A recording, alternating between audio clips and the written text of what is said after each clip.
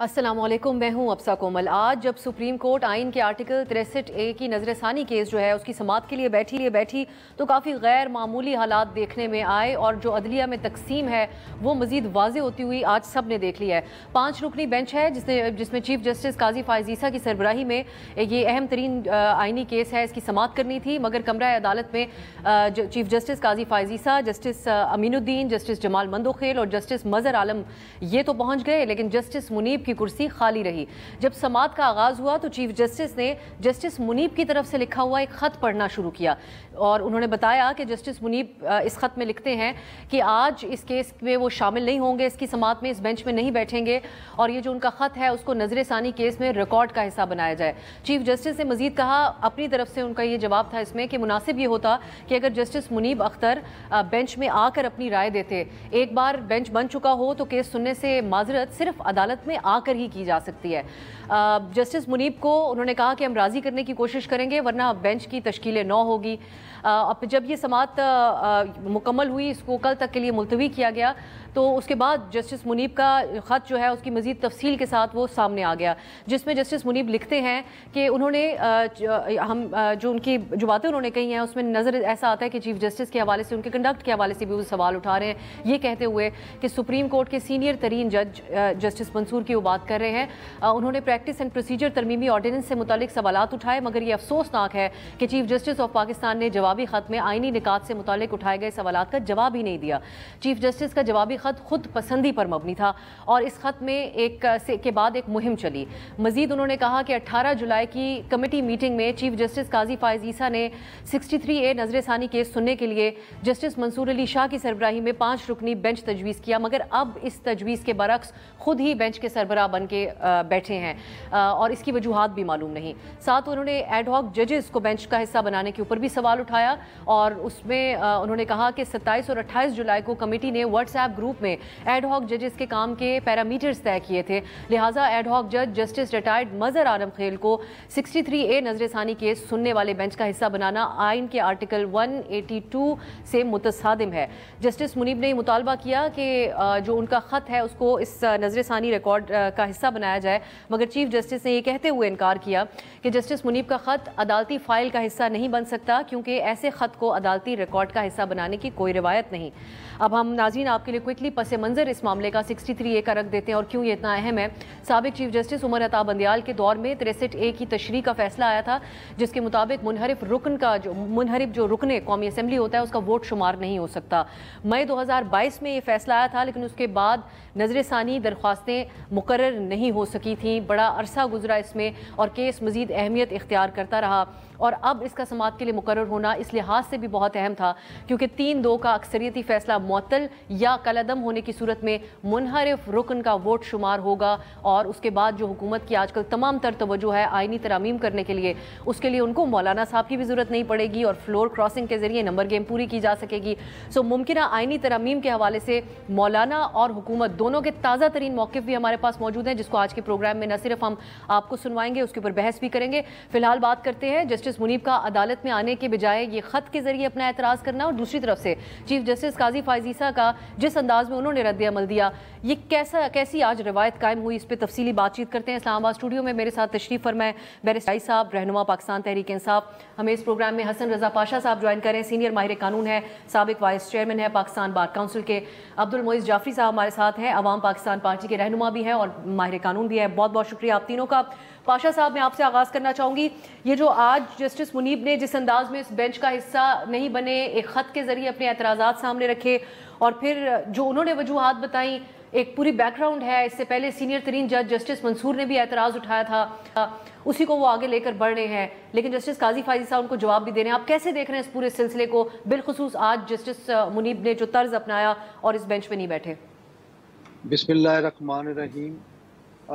Justice Munib साहब जो हैं, उन्होंने जो ये ख़त लिखा वो मेरा ख्याल है इससे बेहतर ये था कि अगर वो बेंच में तशरीफ़ ले आते और वहाँ पे अपना एतराज़ रिकॉर्ड करा के फिर रिक्यूज़ कर देते तो ये ज़्यादा मुनासिब था। और रवायात भी यही हैं कि अगर किसी मुअज़्ज़ज़ मेंबर ने बेंच का हिस्सा ना बनना हो तो वो बेंच में बैठते हैं और वहाँ पे अपनी रिक्यूज़ल की वजूहात या बगैर वजह बताए भी उठ के चले जाते हैं, और तभी अगर वो वजूहात बता दें तो वो उस रिकॉर्ड का हिस्सा बन जाती हैं, लेकिन लेटर्स को कभी रिकॉर्ड का हिस्सा नहीं बनाया गया। इससे पहले भी बेशुमार सुप्रीम कोर्ट के जज साहबान आपस में बेंचेस के हवाले से और अदरवाइज बजरिया खतूत राब्ते करते रहे, अपने तहफ़्फ़ुज़ात का इज़हार करते रहे, लेकिन वो जुडिशल फाइल का हिस्सा नहीं बने। बहरहाल ये चूँकि उनकी मर्ज़ी है, उनका ये राइट है कि वो अगर किसी बेंच का हिस्सा ना बनना चाहें तो कोई चीफ जस्टिस या कोई कमेटी उनको मजबूर नहीं कर सकती। लामुहल्ला तौर पे जो फॉर्मेशन ऑफ बेंचेस का तरीकाकार है उसको अपनाते हुए शायद आज रात तक नया बेंच को बन जाए जिसमें वो शामिल ना हो।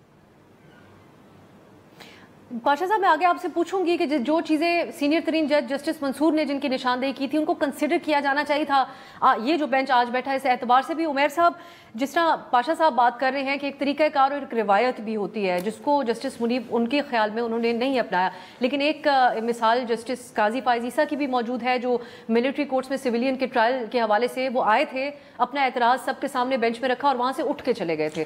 तो ये आज तरीक़ाकार जस्टिस मुनीब का दुरुस्त था? अच्छा देखें, जस्टिस मुनीब साहब ने ये नहीं कहा कि वो 63A का रिव्यू सुनना नहीं चाहते। अगर सुनना नहीं चाहते तो फिर बिल्कुल ठीक था, जैसा ये कह रहे थे वो आते और अपना पर्सनल जो भी रीज़न होता कहते। वो कह रहे हैं कि जिस तरीके कार से ये बेंच बना है ये वो प्रैक्टिस एंड प्रोसीजर की रूल के अगेंस्ट है। दो बंदे किस तरह से कॉन्स्टिट्यूट कर सकते हैं जब एक्ट प्रोवाइड कर रहे हैं 3 लोगों का। चलें वो ऑर्डिनेंस वाला आस्पेक्ट फिर भी छोड़ दें, ठीक है, वो वाले एतराज़ात अलग हैं। उन्होंने लिजिटिमेसी पे डायरेक्ट हिट किया है। अगर वो बेंच पे बैठ जाते तो वो तो खुद लिजिटिमेसी कन्फर कर रहे होते उस बेंच को। वो उन्होंने कहा कि जो भी बेंच इस दौरान बनेगा, 63A की नहीं बात करें, वो थ्रू आउट जो भी बना मैं उसका हिस्सा नहीं बनूंगा। उन्होंने क्लियर कट कहा, क्योंकि ये सारा प्रोसेस इलीगल है। कि आप देखें, आपने एक ऑर्डिनेंस पास किया, ऑर्डिनेंस पास करने का मकसद क्या था कि आपने दोबारा से मास्टर ऑफ द रोल किसको बना दिया, CJP को, जो कि मुतसादिम है उस एक्ट के बुनियादी रूल से ही, और उसको सारा इख्तियार दे दिया। अगर CJP ने ही मर्जी से करना है फिर प्रैक्टिस एंड प्रोसीजर एक्ट की ज़रूरत क्या है? फिर आप वही ख़त्म कर दें जैसा पहले लेकिन कार्रवाई का हिस्सा तो बन जाता ना तरीक़ाकार को देखते हुए, अगर वो आते और अपना एतराज़ सामने रखते। देखें, कोर्ट में आने की और बात है। देखें, जब 2 बंदे, जब कमेटी है ही 3 लोगों पे, 3 लोग कभी इकट्ठे ही नहीं हुए, इकट्ठे होकर डिसाइड ही नहीं हुआ, तो किस तरह से बेंच कॉन्स्टिट्यूट हो गया? ये एक बुनियादी सवाल है। इस पर डिटर्मिनेशन देनी चाहिए। फुल कोर्ट को जब तक डिटर्मिनेशन नहीं देंगी चीज़ें आगे चल ही नहीं सकती। मोइन जाफरी साहब, ये आप समझते हैं कि जो एतराज़ पहले सामने आ चुका था बेंच बनाने के हवाले से, उसको एड्रेस कर लिया जाता तो ये सूरत हाल आज ना बनती? और जस्टिस मुनीब ने जो तरीक़ाकार अपनाया, ये जिस एतबार से उमैर साहब इसको देख रहे हैं कि ओनरशिप ही नहीं लेना चाहते थे उस सारी सूरत हाल की, आप भी वैसे ही इसको देख रहे हैं? ये एक मुख्तलिफ अंदाज हो सकता था उनका। बहुत शुक्रिया अफसा, आपने मौका दिया। देखें, पहली बात तो ये, मैं पाशा साहब की एक बात में तस्हीह करना चाहूँगा, क्योंकि वो ख़त के अंदर दर्ज है कि मुनीब साहब रिक्यूज़ नहीं कर रहे। रिवायती तौर पे अगर आप किसी बेंच से इख्तलाफ करते हैं ज़ाती तौर पे या किसी और वजह से, तो फिर आप उस बेंच का हिस्सा बन के अपने रिक्यूज़ल को आम बयान करते हैं सबके सामने, और फिर आप उठ के चले जाते हैं। लेकिन मुनीब साहब ने ये वाज़े किया है कि ये रिक्यूज़ल नहीं है, और उन्होंने ये वाज़े किया है कि ये अपने आप को इस बेंच में आज साथ नहीं दे सकते, और जो वजह है उसकी वो उन्होंने अपने ख़त में बयान की है, जिनमें से एक वजह यह है कि जो मंसूर अली शाह साहब की तनकीद थी और जो उनके कॉन्स्टिट्यूशन के हवाले से खामियों की वजाहत थी ऑर्डिनेंस में, उसका जवाब देने के बजाय चीफ जस्टिस साहब ने आधी बात जो है वो मेरी तोहमतों में की और आधी बात जो है वो अपनी तारीफ़ों में कर दी, और जो उनको एक्चुअली उनसे सवाल किया गया था उसका उन्होंने जवाब नहीं दिया। दूसरी वजह उन्होंने ये बताई कि ये बेंच जब माइनॉरिटी में चीफ जस्टिस साहब को एकदम से ख्याल आया था इसको लगाने का छुट्टियों में, तो जब वो माइनॉरिटी व्यू एक्सप्रेस कर रहे थे तो उस वक्त तो उन्होंने अलग जज साहिबान पर मुश्तमिल इस बेंच को बनाने का कहा था, लेकिन अब उन्होंने इस बेंच की सरबराहत अपने आप संभाल ली है, और इसकी भी वजह शायद अननोन नहीं है। यानी उनका इशारा ये था कि इसके पीछे भी क्या अज़ाइम है वो मुनीब साहब को और बाकी दीगर लोगों को, आपको, हमको शायद पता है। उसके अलावा मुनीब साहब ने जो एक मामला उठाया है वो भी आइनी तौर पे एक नुक्ता है जो कि मंसूर अली शाह साहब ने अब तक नहीं उठाया था, क्योंकि उस वक्त तक ये वाली बेंच बनी नहीं थी, और वो ये था कि जो मियां खेल साहब हैं जिनको इस बेंच का हिस्सा बनाया गया है बतौर एड हॉक जज, उनको क्योंकि सुप्रीम कोर्ट में सिटिंग्स के लिए आर्टिकल 182 के तहत लाया गया है और उनकी जो सिटिंग्स हैं वो तय कर दी गई हैं व्हाट्सएप के ऊपर, जो कमेटी पहले मिला करती थी जिसके अंदर काजी साहब और मंसूर अली शाह साहब और मुनीर अख्तर साहब होते थे, उसमें ये तय हो गया था कि उनके क्या काम होंगे और किस हद तक महदूद होंगे। और एक एडहॉक जज जो है वो इस तरह बिलुमूम जज की तरह एक्ट करते हुए हर मामले के अंदर हिस्सा नहीं कर सकता। और महज इस वजह से कि उसने, जब वो जज था हाजिर सर्विस, तो उसने एक फैसला दिया था, ये काफ़ी नहीं है कहने के लिए कि अब उसको उसी बेंच के अंदर शामिल कर दिया जाए। तो ये और इस सब कुछ के बाद उन्होंने कहा कि ये तश्कील नौ जो बेंच की हुई है, इससे मैं इन तमाम मामलात की वजह से इत्तेफाक नहीं करता और मैं रिक्यूज़ नहीं कर रहा। अब अगर वो बेंच में आके बैठते तो वो ये बात नहीं कर पाते कि उनको इस बेंच की तख्लीक किस तरह से हुई है उसी से उनको शिकवाए, क्योंकि वो आके बैठ चुके होते और फिर वो उनके पास जो हक रहता वो सिर्फ रिक्यूज़ल का ही रहता। तो ये बात दुरुस्त है कि ये पहले कभी रिवायत नहीं रही है, लेकिन माजरत के साथ पहले इस तरह की हरकतों की भी रिवायत नहीं रही है जो हम देख रहे हैं। प्रैक्टिस एंड प्रोसीजर का ऑर्डिनेंस, उसके चंद घंटों बाद चीफ साहब का उसके ऊपर अमल, उसके चंद घंटों बाद उस अमल के तहत बहुत सारी बेंचेस बना देना और सिर्फ एक बेंच की तारीख मुख्तस कर देना, और वो ये तारीख आज मंडे की 63A की। और बादी नज़र तबसरा हर जगह ये हो रहा हो कि ये इसलिए है ताकि अगर नंबर्स पूरे ना हो रहे हों एक आईनी तरमीम के लिए तो आप PTI के मुनहरिफ अरकान को या फिर उनको बज़ोर बाजू उनका वोट इस्तेमाल करके और फिर उनको डिस्क्वालीफाई तो करवा दें लेकिन उनका वोट गिनवा लें। अब इस सब कुछ के पस मंज़र को देखते हुए ये जो कमेंट है, मेरे ख्याल में मुनीब साहब जो हैं वो आके ज़रूर ये सारी बात बयान कर सकते थे, लेकिन उनका आना भी इस बेंच को एक वो लेजिटिमेसी देता जो आज नहीं देना चाह रहे थे। पाशा साहब, पहले तो इस बात को एड्रेस कर दें, अब जो मोइज साहब ने तफसीली तौर पे की कि ये कोई रिक्यूज़ नहीं उन्होंने किया, इसमें बैठने से गैर मामूली हालात हैं और यकीनन वो ये कहते हैं कि एक मुनफरिद और मुख्तलिफ अंदाज तो उन्होंने अपनाया जो कि गैर मामूली हालात का तकाजा है।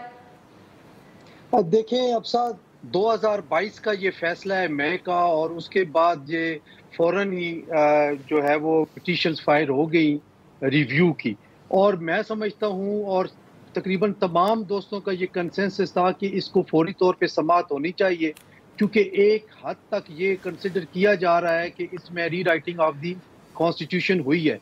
अब जहाँ तक जाफरी साहब ने फरमाया, अगर आप इसको रिक्यूजल नहीं कहते तो क्या कहेंगे कि एक बेंच बना और बेंच बनने में आप जो है वो बजाय उसमें ज्वाइन करने के आप बाहर बैठ के खत लिख के ये कह रहे हैं कि एक तो इस खत को जुडिशल पार्ट का, इसका जुडिशल फाइल का हिस्सा बनाया जाए, और दूसरा ये है कि जो मियाँ खेर साहब हैं उनको नहीं होना चाहिए, जबकि कानून ये है और ये भी समझते हैं मेरे भाई दोनों न्याजी साहब और ये प्रैक्टिसिंग लॉयर हैं कि जो इसका ये जो सुनने का कानून है, ये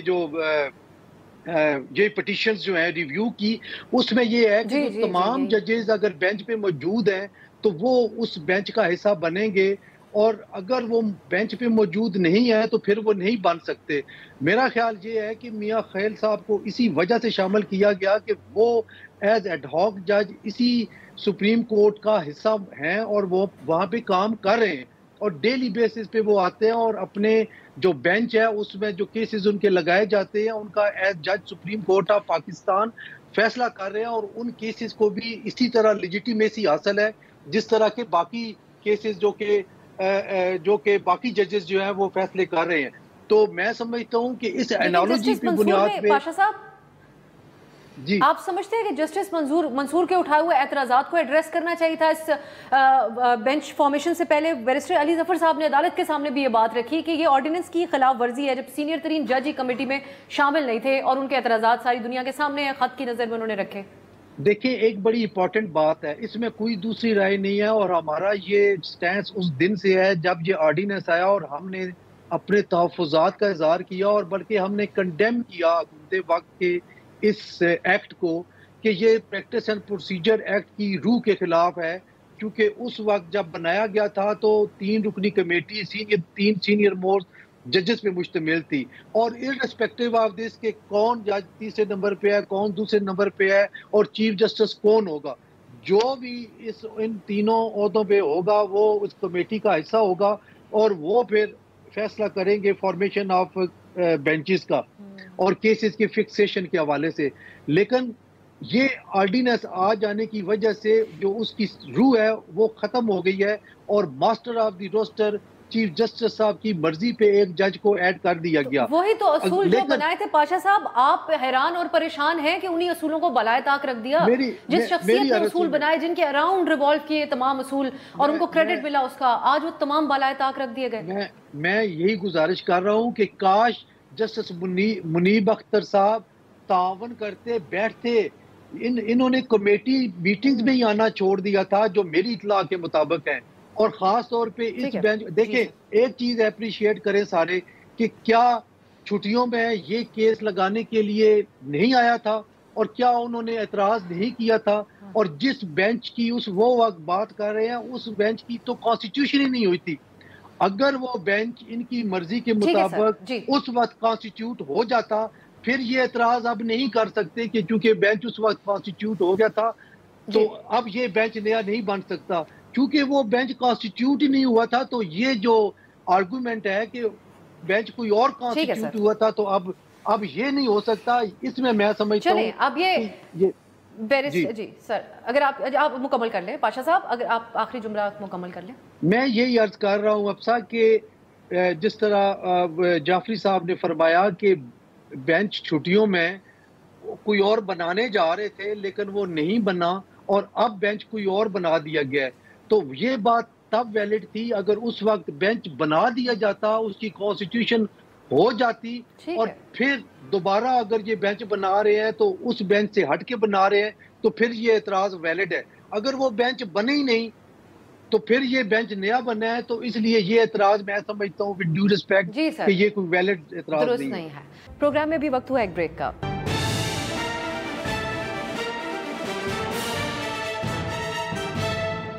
ब्रेक के बाद खुशामदीद। बैरिस्टर साहब, आप सुन रहे हैं पाशा साहब तमाम चीज़ें जो ग्राउंड रियलिटीज़ हैं उसके मुताबिक, मौजूदा ऑर्डिनेंस के मुताबिक कर रहे हैं। वो कह रहे हैं हमारा एतराज़ होना किसी चीज़ के ऊपर एक है, लेकिन एक तरीका कार होता है जो एक एक्सपर्ट से हम पूछते हैं वो उस अंदाज में रख रहे हैं।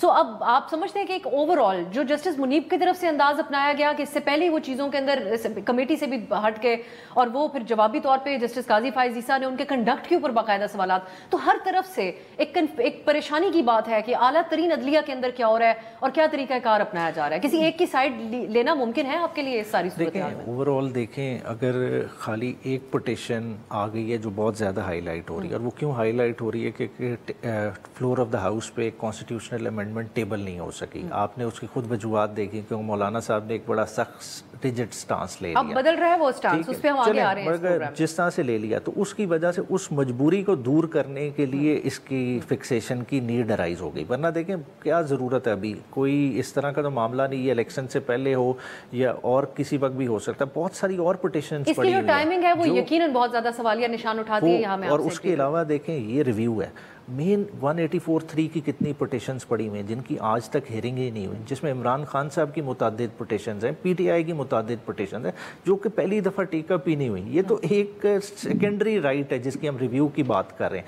जिन्हें पहले तो वो तो टेकअप करते हैं मगर वो नहीं की गई। और जो जस्टिस मुनीब साहब की बात करिए वो तो बेहतर वो पोजीशन में उनके तरफ से पता चल जाएगा। मगर देखें छुट्टियों पे हर जज का उसके छुट्टियाँ होती हैं, जजेस जाते रहते हैं, ये कोई अनहोनी बात नहीं। उसमें कहें कि आप वो उसका हिस्सा नहीं है या आ नहीं, ठीक है, आपको ज़रूर इस वक्त प्रेशर होगा कि अभी समझ आ रही है कि सीजेपी साहब के महीने से कम टाइम रह गया, ठीक है, उनका तो इसमें बैठना ही नहीं बनता। जो जवाबी, सॉरी मैं आपकी बात काट रही हूँ, उनके ऊपर जो इल्जामात लगाए गए थे इससे पहले जो खत सामने आया था चीफ जस्टिस की तरफ से, उसका भी कोई रिस्पॉन्स देना चाहिए था उनको इस खत के अंदर जो उनके अपने कंडक्ट के हवाले से सवाल थे। ओवरऑल अदलिया ने अपना तासुर क्या दे दिया है। अदलिया का तासुर आम बंदे की नज़र में क्या जा रहा है कि डिवाइड है, एक डिवाइडेड हाउस है। जब एक डिवाइडेड हाउस होगा तो हम ओवरऑल इस कौम को क्या इंसाफ देंगे? हम इंसाफ की बातें कर रहे हैं, इधर दावे बड़े बड़े किए जा रहे हैं कि अवाम की भलाई के लिए लेजिस्लेशन हो रही है, फैसले अवाम के लिए हो रहे हैं।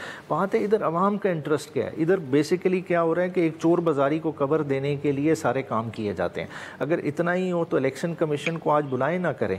आज एक रिजर्व सीट की जजमेंट आ गई है, उसको तो कोई नहीं पूछ रहा कर रहा, ठीक है, उसमें स्ट्रक्चर पास हुए हुए, इलेक्शन कमीशन ने अपना रोल नहीं पूरा किया, क्या वो जजमेंट नहीं इंप्लीमेंट होनी? सबसे ज़रूरी तो वो है जो इस वक्त लोगों के हक पे डाका डला हुआ है, जो रिजर्व सीटें जो ड्यू बनती थी पीटीआई की वो उन्हें दी नहीं गई, खाली फ्रस्ट्रेट किया जा रहा है। किस लिए? कि जी मैनेज किया जाएगा, कि रिव्यू उसका भी पहले लगे। अगर इसी तरह से निज़ाम अदल चलाना है फिर तो अल्लाह ही हाफिज़ है। मोइज़ साहब, इस मौजू पे बस यही अब और जानना चाहूँगी, और हम आपसे आईनी तरमीम के हवाले से ही बात करना चाहेंगे आगे, कि ये जो अंदाज दोनों तरफ से अपनाया जा रहा है, ख़तो किताबत का जो सिलसिला है वो जस्टिस काजी फ़ायज़ ईसा ने स्टार्ट किया था, उन्होंने ये एक रिवायत थी जो कायम हुई और अब वो अभी तक वो सिलसिला चल रहा है। दोनों तरफ से तरीक़ाकार दुरुस्त है इन मामलात को एड्रेस करने का, या आपको कहीं ना कहीं एक तशवीश होती है जो तरीक़ा का तर्ज अपनाया जा रहा है मुअज़्ज़ज़ तरीन हमारी आला अदलिया के जज साहिबान की तरफ से? देखिए, डिवाइड तो वाज़े है। पाशा साहब ने कहा कि वो सीजेपी ईसा ने एक बेंच रेकमेंड की थी तो वो क्योंकि बनी नहीं थी लिहाजा ये वैलिड क्रिटिक नहीं है। ये क्रिटिक नहीं की जा रही मुनीब साहब की तरफ से कि अब उसी बेंच पे आप पाबंद हैं। मुनीब साहब इशारा ये कर रहे हैं कि उस वक्त तो आपने एक अलग बेंच सही तस्वुर की थी, तो बगैर वजह के अब अपनी आपकी सरबराहत में क्यों ये बेंच बना रहे हैं, और इसकी वजह शायद सबको मालूम है। वो एक इशारा कर रहे हैं, मुझे तो वजह शायद मालूम है, मैं उसका इजहार नहीं कर सकता, लेकिन मुझे तो समझ आती है कि क्या वजह का इशारा कर रहे हैं मुनीब साहब। तो लिहाजा ये जो सारी बैकग्राउंड की बातें आपके दूसरे मेहमान ने भी की हैं, मैं उससे मुत्तफिक हूँ कि एक ये लार्जर पिक्चर्स अगर आप सामने नहीं रखेंगे, जिस तरह ये मिलिट्री कोर्ट्स का केस है, जिस तरह सस्पेंड इलीगल डिटेंशन सेंटर्स के हवाले से वकार सेठ साहब का केस है, आज तक नहीं लगा। DHA का कोयटा के अंदर उनकी ज़मीन के कब्ज़े को कलअदम करार दिया 2019 में किया था मेरे ख्याल से, आज तक नहीं लगा। तो ऐसे बहुत सारे मामलात हैं जो कि रजिस्ट्री ने संभालने आज भी हैं, और वो इस तरह ही संभाल रही है जिस तरह गुलजार साहब के ज़माने में संभाले जाते थे। और कमेटी के सामने भी जो मामलात आते हैं वो भी हमें जो नज़र आ रहा है मिनट से, वो प्री क्यूरेटेड होते हैं। अब जब इस तरह एक सिचुएशन चल रही होगी कि जहां आपको अपनी राय का इजहार करने के मौके ही इतने महदूद होंगे, तो मेरे ख्याल में आपके पास कोई चारा नहीं है ख़त लिखने के बजाय। जब काजी साहब के ख़िलाफ़ उमरता बंदयाल साहब और खोसा साहब और निसार साहब रिवायती तौर पे सिस्टम के हथकंडे इस्तेमाल करते थे, तो काजी साहब हक बजानिब थे, उनको खतूत के अंदर तारीख़ का हवाला, मतलब उनको रिकॉर्ड बनाने के लिए खतूत लिखते थे। इसी तरह आज मुनीब अख्तर साहब और मंसूर अली शाह साहब हक बजानिब हैं कि वो अपने प्रोटेस्ट को, क्योंकि ना वो एक प्रेस कॉन्फ्रेंस कर सकते हैं, ना वो इस बात पे कोई तज्जिया कर सकते हैं, ना वो अपने बेंच में बैठ के किसी और मामले के हवाले से सुनवाई करते हुए किसी और मामले की बातें करने के आदी हैं। लिहाजा उनके पास गुंजाइश तो फिर यही रह जाती है कि जो उनकी राय है उसको कलमबंद करें और रिकॉर्ड का हिस्सा बनाएं और ये दिखाएं कि उनकी नज़र से ओझल नहीं है ये सब कुछ जो हो रहा है। पाशा साहब, अब ये एक ब्रॉडर बात की जा रही है कि मकासद हैं इन सारी चीज़ों के, जिस वक्त में जो चीज़ हो रही है आजकल, और हमें अगर ना भी हम रिपीट करें तो देखने वाले सब समझते हैं, हमसे ज़्यादा देखने वाले आजकल समझ रहे होते हैं मामलात को। तो पाशा साहब, ये जो वकला नुमाइंदा इजलास हुआ था उसमें आईनी तरमीम के हवाले से हुकूमत तो दावा करती है कि आप सबको कायल कर लिया था उस दिन वजीर कानून ने, लेकिन एक कमेटी थी जिसमें कि आप भी रुकन हैं, उसने 7 दिन के अंदर अपनी तजावीज़ और अपनी रिपोर्ट पेश करनी थी, हुकूमत जो करना चाह रही है आईनी तरमीम। तो क्या सजेशंस आप लोगों की फाइनल हुई? आप कायल हैं बादशाह साहब कि पाकिस्तान में एक आईनी अदालत बननी चाहिए?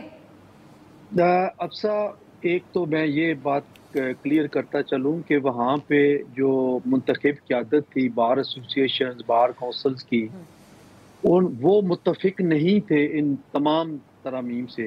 2-4 ऐसी थी जिन पे इत्तफाक राय था, बाकी पे मुत्तफिक नहीं थे, इसीलिए वो कमेटी बनी और इसीलिए हमारी 3 मीटिंग्स हो चुकी हैं और एक मीटिंग नेक्स्ट वीक हमारी या इस वीक के एंड पे शायद हो जाए और हम तकरीबन अपने हद तक वो कंप्लीट करके दे देंगे। उसमें बड़ी ड्रास्टिक किस्म की चेंजेस हम लेकर आए हैं और बड़ी बेसिक किस्म की चेंजेस उस ड्राफ्ट में लेकर आए हैं जो हुकूमत ने हमारे हवाले किया था। उस पर जो उन्होंने हवाले किया था उस पर हमारी बड़ी रिजर्वेशंस थी और हमने 4.5 घंटे मिनिस्टर साहब को हॉट सीट पे बिठाए रखा और एक एक करके सब ने एतराज़ात किए।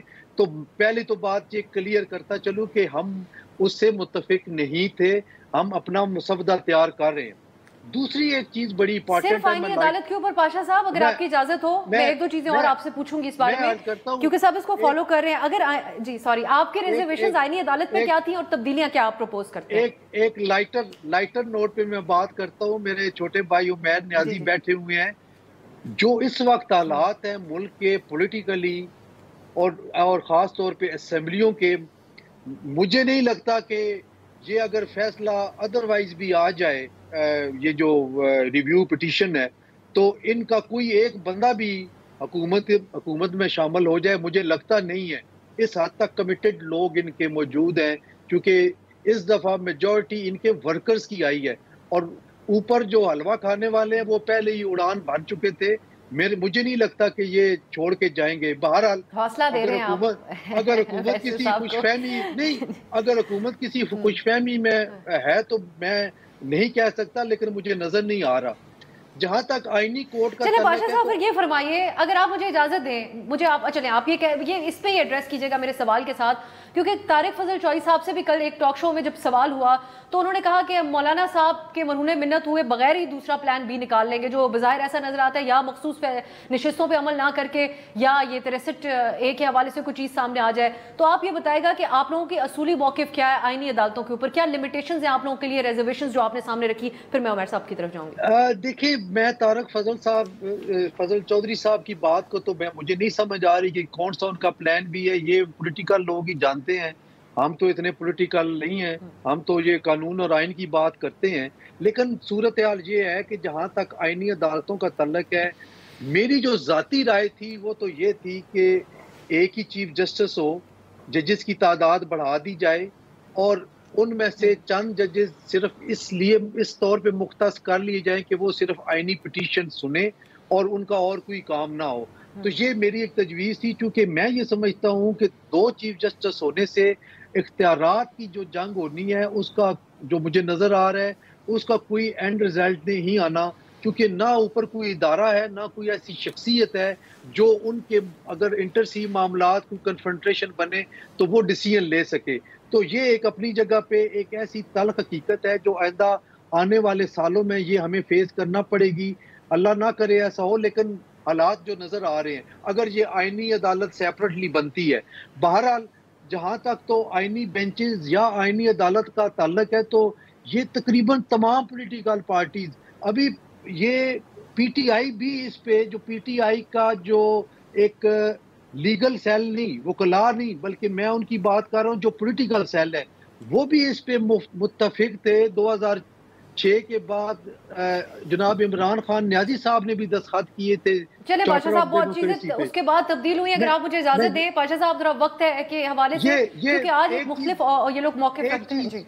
एक चीज मैं सिर्फ करना चाहूंगा, इनको भी सिर्फ एतराज जस्टिस काजी फाइसा साहब पे है। अगर इनको माइनस कर दिया जाए तो शायद ये भी आईनी अदालत में तैयार हो जाए, मेरी एक सोच है। प्रोग्राम में भी वक्त हुआ एक ब्रेक का।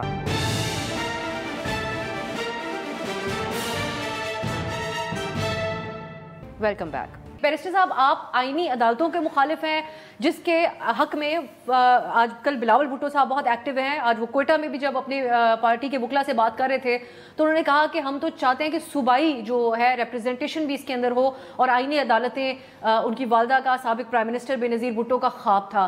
सो वो तो इस हद तक जा रहे हैं। मौलाना साहब, अगर आपकी इजाज़त हो तो मैं अपने नाज़रीन को भी सुना देती हूँ कि मौलाना साहब ने कल जो एक प्रेस कॉन्फ्रेंस की, उसमें उन्होंने एक ही तीर से दो शिकार किए, हुकूमत को भी एड्रेस किया, बात से भी एक तरफ मुत्तफिक नजर आए और पीटीआई के हवाले से भी सुनिए हुकूमत की बात से आईनी अदालतों में वो किस तरह इस मामले पे इत्तफाक कर रहे थे कल मौलाना साहब। हमने एक बात की है कि हम पार्लिमानी किरदार भी जारी रखेंगे। आप एक कॉन्स्टिट्यूशनल कोर्ट की तरफ जाएं जो हमारे सीओडी का हिस्सा है। अब अगले मरहले में देखते हैं गवर्नमेंट क्या मसौदा लाती है। पीपल्स पार्टी और जेयूआई के दरमियान भी बात हुई है, पीटीआई भी एक मसौदा बना रही है और हम भी बना रहे हैं और वो हमारे साथ शेयर करेंगे। इस तरीके से हम चाहेंगे कि एक इत्तिफाक राय के साथ एक तरमीम लाई जाए ताकि ये मुल्क के अंदर किसी सियासी हंगामे का जरिया न बने। पीटीआई को की बात से किस तरह उन्होंने इत्तफाक किया इसी गुफ्तगू में, इसी प्रेस कॉन्फ्रेंस के दौरान? इतनी बड़ी तरमीम का हकदार नहीं है, इस पार्लियामान का वो मैंडेट नहीं है कि वो इतना बड़ा काम कर सके। इस जाली किस्म के पार्लियामेंट से इतनी बड़ी आईनी तरमीम कराना ये बजाते खुद एक नाइंसाफी है। आप ये क्या शख्सियात के बीच में फंस गए हैं, हमें ये जज कबूल है और हमें ये जज कबूल नहीं है, ये तो फिर सियासी मकासद के लिए आप इतनी बड़ी तरमीम की तरफ जा रहे हैं। आप आईनी तरमीम लाते हैं, उसमें आप बुनियादी हुकूक को भी डुबो लेते हैं। मिलिट्री को इतना मजबूत करें कि हर सतह पर फौज नजर आए, तो फिर मार्शल लॉ और इस तरमीम में क्या फ़र्क है? उमैर साहब, मौलाना साहब कहते हैं कि इस पार्लियामेंट के पास मैंडेट नहीं, लेकिन साथ वो ये भी कहते हैं कि हम अपना पार्लियामानी किरदार अदा करेंगे और चार्टर ऑफ डेमोक्रेसी में आईनी अदालतों का तय हुआ। आप लोग उसूली तौर पे पीटीआई क्या समझती है, आईनी अदालतों पे एतराज़ है या शख्सियात के ऊपर आप लोगों का? नहीं, हमारा आईनी अदालत पे ही है बुनियादी तौर पे। वो क्यों है? क्योंकि देखें, हम कॉमनवेल्थ कंट्री है, हमारे यहाँ ऑलरेडी कॉन्स्टिट्यूशनल कोर्ट मौजूद है। खाली प्रॉब्लम किस तरफ है, जैसे पाशा साहब ने भी इजहार किया कि बेंच फिक्सेशन, जो बेंच में काम लगना है वो शायद आईनी काम किस तरह से लगेगा, तो वो तो चीफ जस्टिस ऑफ पाकिस्तान अपने बेंचेस को खुद रेगुलेट कर सकते हैं। मगर ये कहना कि पाकिस्तान में आईनी अदालतें नहीं हैं, ये तो बड़ी अजीब सी बात होगी। आपकी कॉन्स्टिट्यूशनल कोर्ट, हाई कोर्ट भी है, आपकी सुप्रीम कोर्ट भी है, और जो ये करना चाहते हैं ये तो सुप्रीम कोर्ट को हाई कोर्ट से भी नीचे ले जाना चाह रहे हैं कि हाई कोर्ट के पास तो फिर भी कॉन्स्टिट्यूशनल अंडर आर्टिकल 199 पावर्स होंगी, तो वो क्या करेगी सुप्रीम कोर्ट का तो कोई स्टेटस ही नहीं रहेगा, और सारा कुछ इख्तियार उठा के आप दे दें, आप जो कॉन्स्टिट्यूशनल कोर्ट बना रहे हैं, तो वो उस आइडिया से हम मुत्तफिक नहीं। और सेकेंडली, जिस तरह मौलाना साहब ने इजहार किया, तो वो तो बुनियादी तौर पे बात है ही हमारी कि जाली मैंडेट है। जब तक मैंडेट का क्वेश्चन डिटरमिन नहीं कर रहा, चले वो तो उनकी अलहदा पार्टी है, वो उस तरह कर सकती है, मगर हमारा क्लियर। मौलाना साहब का इसलिए पूछते हैं कि आप लोग बहुत उनसे पुरुमीद थे, बैरिस्टर गौहर साहब ने भी बड़े अच्छे अल्फाज उनके लिए इस्तेमाल किए, और तो आज की तारीख में भी हम कह सकते हैं कि आप लोग पुरुमीद हैं कि मौलाना साहब इसमें साथ नहीं देंगे हुकूमत का। ये देखें, बड़ा डिफाइनिंग मोमेंट है। मौलाना साहब पहले मैन ऑफ द डेयर जरूर रहे हैं, मगर मैन ऑफ द मैच बनने के लिए अभी कुछ और वर्क दरकार है। अब देखें वो अपना आगे इनिंग्स किस तरह से प्ले करते हैं अपनी पार्टी के हक में, ये तो उन्होंने डिसाइड करना है। मगर जो इस वक्त प्रेसिंग इशूज़ हैं, मामलात हैं, पॉलिटिक्स जिधर खड़ी है, जो KPK की सिचुएशन है, जो बलूचिस्तान की है, मैं नहीं समझता मौलाना साहब के लिए इतना ईजी होगा गवर्नमेंट के साथ। लेकिन अब जो जिस मौजू के मैं मोहित साहब आपकी तरफ आती हूँ, आपने एक ऐसा जो लेटर है, ओपन लेटर लिखा गया, 300 वकला ने उसके ऊपर दस्तखत किए और एड्रेस किया आला अदलिया के जज साहिबान को, और उनको खबरदार किया आईनी अदालत बनाने से, और उसको उसमें शामिल जज साहिबान को PCO जजेस से तशबीह दी है। तो ये आगे तो मैं उमैर साहब से ज़रूर पूछूंगी कि जिस अंदाज में वकला इंडिपेंडेंटली बात कर रहे हैं, PTI में इतने सारे वकला शामिल हैं, वो एक मौसर बात क्यों नहीं कर सके, और उन लोगों का इन्हिसार ज़्यादातर अली अमीन गंडापुर साहब की स्पीचेस के ऊपर ही है। लेकिन मोहित साहब, आपके ख्याल में, आप पहले हमारे ही प्रोग्राम में शरीक होकर ये तो बता चुके हैं कि आईनी अदालत की बजाय क्या किया जा सकता है, लेकिन अब इसके पीछे आपको ये कहने की क्यों ज़रूरत पेश आई कि वो जज साहिबान जो उसमें शामिल होंगे वो PCO जजेस होंगे, जबकि मुल्क की 3 सियासी जमातें, पीपल्स पार्टी, नून लीग और JUI, तीनों इसकी हिमायत कर रही हैं? अब सर देखें, इस वक्त मुल्क की जो मकबूल तरीन जमात है उसको अपने हैसियत और वक़्त के बराबर की सीटें देने से रोकने के लिए एक इलेक्शन पोस्ट डे रिगिंग हुई है। क्योंकि वो पोस्ट डे थी, लिहाजा उसको डिस्कवर करना मुमकिन है, लिहाजा अब इलेक्शन ट्रिब्यूनल्स जो हैं वो एक वजह या दूसरी वजह से ताख़ीर का शिकार हैं। इसके साथ साथ जो इलेक्शंस के हवाले से रिगिंग की पिटिशंस हैं वो हेयरिंग पे आ सकती हैं। ख्वाजा आसिफ साहब इस बात का हवाला दे चुके हैं कि ये जब काजी साहब जाएंगे तो हमारा तो पूरा मामला ही शायद निपट जाए, और वो कोई ये साजिश का हवाला नहीं दे रहे। और बिलावल भुट्टो साहब भी, जो अब उनको चार्टर ऑफ डेमोक्रेसी याद आ रहा है, ये इन सब लोगों के लिए इसलिए नहीं है इसलिए कि अभी उनके अंदर कुछ कानून के हवाले से अज़ाइम जागे हैं, वो इसलिए उन्हें पता है कि उनकी मैंडेट जाली है और डिस्कवरेबल है, यानी कि इसकी तहकीक की जा सकती है कि जाली है। कि प्री पोल जब रिगिंग होती है 2018 में जो बहुत हुई, उसके अंदर आप ये उंगली रख के पिन पॉइंट नहीं कर सकते कि ये टैबुलेशन का एरर है, लिहाजा यहाँ पे बदनीयती है, यहाँ पे गलती है। लेकिन क्योंकि 2024 के इलेक्शन के अंदर इंजीनियरिंग ज़्यादा करनी पड़ी थी उस दिन पे, क्योंकि ख्याल था सबका कि लोग बेवकूफ़ हैं और डरे हुए हैं और निकलेंगे नहीं, और अब तो सिंबल भी नहीं है, लेकिन फिर भी लोगों ने निकल के वोट दिया, लालटेन को वोट दिया, बैंगन को वोट दिया, वोट दिया अपने कैंडिडेट को, हाथों पे लिख लिख के याद किया कि MPA कौन है, MNA कौन है। अब इसके बाद ये पूरा मामला रैप अप क्योंकि हो सकता है और इसका सही फोरम अदालत है, तो उस अदालत को किसी तरह 2-3 साल के लिए ये करने से रोकना है। इसलिए ये एक आईनी कोर्ट का ख्याल आया है, हालांकि सुप्रीम कोर्ट और हाई कोर्ट हैं ही आईनी कोर्ट्स, और इसीलिए ये जो तरतीब दी गई है कि अभी का जो चीफ है वो हम पिक करेंगे और फिर बाद के चीफ जो है वो एक दूसरे को पिक करेंगे, क्योंकि इनको बाद से मतलब ही नहीं है। इनको अपने अगले 2-3 साल निकालने हैं, जो कि नामुमकिन होंगे अगर इलेक्शन ट्रिब्यूनल के अंदर जो मामलात हैं वो मंतकी अंजाम तक पहुंच जाएं, अगर इलेक्शन रिगिंग की जो सबूत सामने है वो अपने मंतकी अंजाम तक पहुंच जाए और अदालतों का काम करने लगे, और उनके अपने अंदर से ही ऐसे एक्टर्स और अनासर निकल जाएं जो कि इस वक्त अदालतों को अपना काम करने से रोक रही हैं। तो इस डर की वजह से इनको आईनी अदालतें याद आ रही हैं, इस डर की वजह से इनको आज़ाद अदलिया बुरी लग रही है, इस डर की वजह से इनको एक ऐसा सियासी कोर्ट चाहिए जिसके सरबराहान को सियासी लोग मुंतखब करेंगे, जिसका काम होगा गैर सियासी होना। मतलब इनकी बात में, इनकी अपनी मंतक में जवाब है कि ये असल में चाहते क्या हैं। इसका कोई आइन और कानून से ताल्लुक नहीं है। ये इंडिपेंडेंट जजेस से डरे हुए हैं क्योंकि इन्होंने चोरी की है और इनको पता है कि इनकी चोरी पकड़ी जाएगी द मोमेंट अदलिया is allowed to function. Programme में भी वक्त हुआ एक ब्रेक का।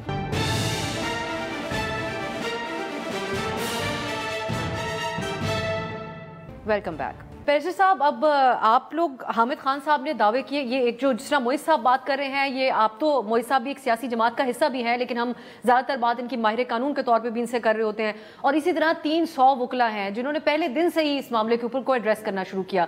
आप लोगों की जमात में तो बहुत सारे वकला शामिल हैं। हामिद खान साहब ने कहा कि हम वकला तहरीक निकालेंगे, उसके बाद हमें आप लोगों के फ्रंट के ऊपर उस तरह से सरगर्मी नज़र नहीं आई जितनी होनी चाहिए थी, और ये सारा मामला तो आपके हक में ही जा रहा है जो इसकी मुखालफत करना। लेकिन इन्हिसार आप और आपकी पार्टी के अंदर इस बात के ऊपर इत्तेफाक है कि जो गंडापुर साहब तकारीर करते हैं और मुसल्ला इनकलाब की बातें करते हैं, इन बातों के बजाय एक एक तरामीम जो हुकूमत करना चाह रही है उसकी टाइमिंग, इन चीज़ों को आप लोग हाईलाइट करें, बजाय इसके कि एक ऐसी सूरत हाल बनाई जाए कि हुकूमत कहे कि ये एक और 9 मई कर सकते हैं, इन पर नज़र रखनी है। अच्छा, बुनियादी तौर पे जो जिस आप बात कर रहे हैं ना, ये 300 लॉ है जी, आपका क्रीम ऑफ द सोसाइटी है। ये आप कोई 300 का नंबर नहीं है। अगर सुप्रीम कोर्ट का देखा जाए वैसी लिमिटेड नंबर, उसमें से एक टॉप ब्रास आपकी कुछ कह रही है, ये मानी रखती है। फिर हामिद खान साहब और दूसरे लॉयर्स जब निकल आए, जो उन्होंने ऑल पाकिस्तान रिप्रेजेंटेटिव कन्वेंशन रखा लाहौर में जुमेरात वाले दिन, तो वो सारे लॉयर्स का मौक़िफ़ खुल के सामने आया और वो चीज़ों को आगे लेके चले। देखिए, बीइंग अ पॉलिटिकल पार्टी हमारा फिर भी एक बड़ा डाइवर्स एजेंडा होता है। हम आईनी इन तरामीम के तो खिलाफ हैं ही हैं, उसके अलावा भी कुछ हमारी चीज़ें शायद उससे ओवरऑल लॉयर्स कम्युनिटी ना, एजेंडा के अंदर धमकियां लगाना, एक दूसरे सूबे की तरफ चढ़ दौड़ने की बात करना, तो आप नहीं समझते उमर साहब आपके कॉज को इफेक्ट करता है, जो आप लोगों के पास एक बहुत बड़ा मौका है इस वक्त बात करने का। हमारा है ना आइन में राइट टू मूवमेंट देता है, ठीक है, तो उसको रोकते हैं। जब आप रेत के जो है ना ढेर लगा दें, कंटेनर्स खड़े रख दें, मूवमेंट से क्या परेशानी है किसी को, कि कोई मुसल्ला आ रहे हैं, क्या खतरा है? आपने एक फजा कह देते हैं कि अब हम मुसल्ला होके आएंगे, तो आप नहीं समझते कि एक मौका भी आगे देते हैं? देखिए, उस कॉन्टेक्स्ट की बात करें कि देखें आपके घर कोई घुस जाए, ठीक है, क्या आप उसको नहीं मारेंगे? सिंपल सी बात है ना।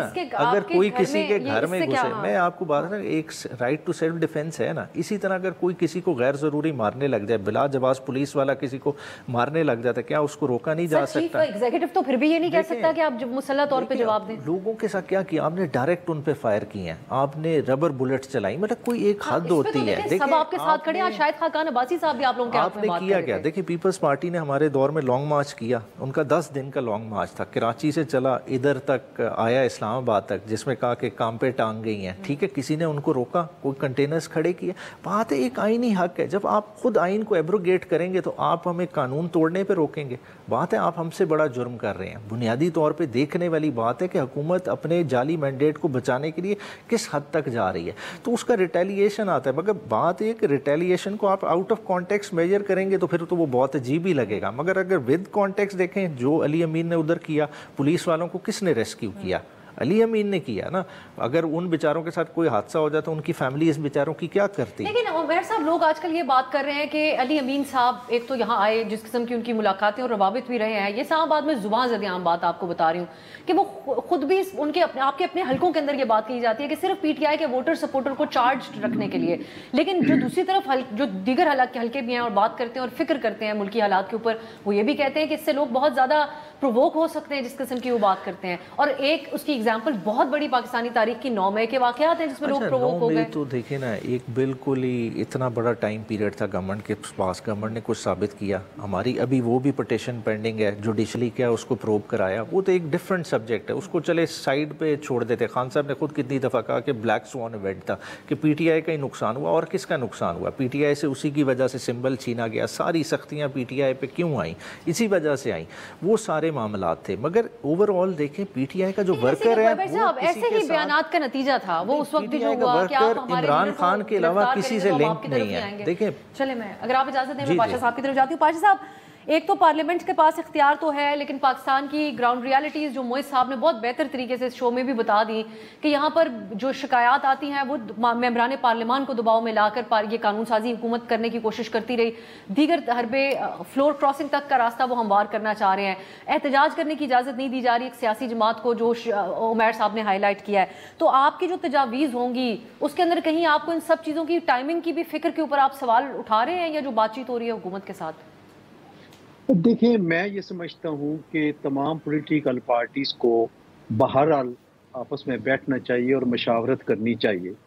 मैं एक बात करता हूँ कि फ़र्ज़ कर लें पीटीआई के मेरे दोस्त हैं, इनको अगर ये ऑफ़र की जाए गवर्नमेंट की तरफ से या अदरवाइज, ये तो गवर्नमेंट ने करनी है। मैं वैसे एक प्रिजम्पशन ड्रॉ कर रहा हूँ कि अगर काजी फैसल साहब को चीफ जस्टिस नहीं बनाना तो फिर आप क्या कहेंगे? यकीनन ये इस तरह ना नहीं कर सकेंगे।